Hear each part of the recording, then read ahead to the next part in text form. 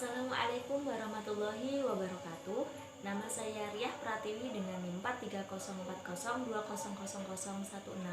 Di sini saya perwakilan dari kelompok 9 ingin mempresentasikan hasil kerja kelompok kami yang beranggotakan yang pertama Sally Rizky Anjani, yang kedua saya sendiri Riah Pratiwi, yang ketiga Solihah Ruswandi.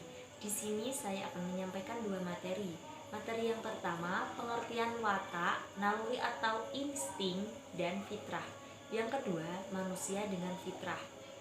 Materi yang pertama, pengertian watak. Watak adalah sifat dasar, biasanya digunakan untuk benda-benda mati, tetapi bisa pula digunakan untuk benda-benda hidup.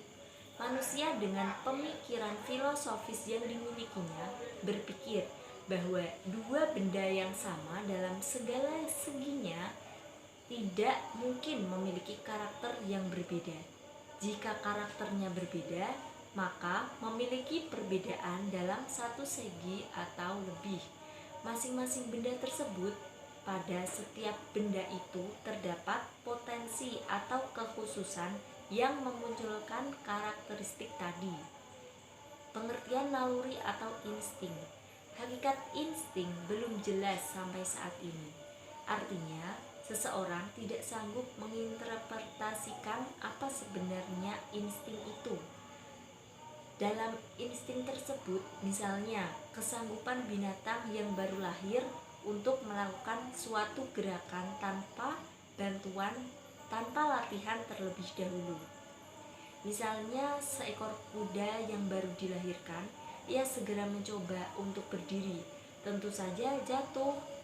Maka dia akan tetap mencoba sampai akhirnya dia dapat berdiri tanpa bantuan dan petunjuk dari induknya. Pengertian fitrah. Istilah fitrah digunakan untuk manusia, sebagaimana halnya dengan watak dan insting.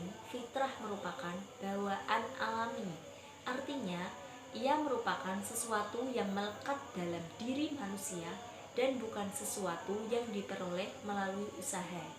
Ada hal yang membedakan antara insting dan fitrah. Insting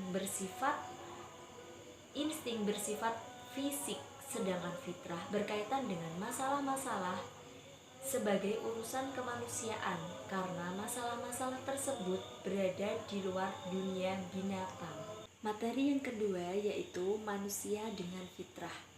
Di sini dijelaskan dua poin. Poin yang pertama, manusia dan pengetahuan. Poin yang kedua, manusia dan kebutuhan-kebutuhannya.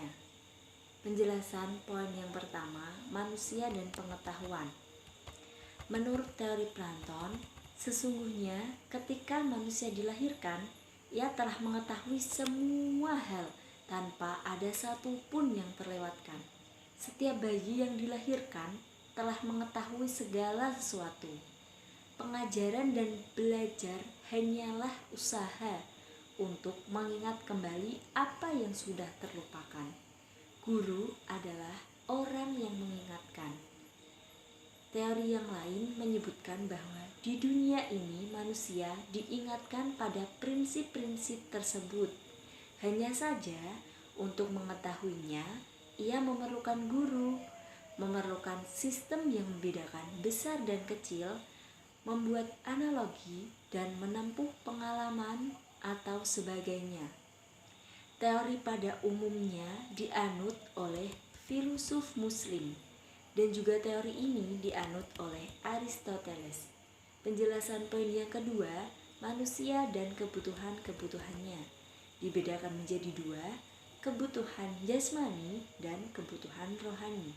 Kebutuhan jasmani adalah kebutuhan-kebutuhan yang 100% berkaitan dengan jasmani, misalnya naluri untuk makan. Sedangkan kebutuhan rohani adalah kebutuhan yang berkaitan dengan psikologis dirinya, misalnya ibadah, reaksi atau hiburan, bersosialisasi dengan masyarakat, melakukan hobi, dan lain sebagainya. Sekian materi yang dapat saya sampaikan. Materi selanjutnya akan disampaikan oleh teman-teman saya. Wassalamualaikum warahmatullahi wabarakatuh.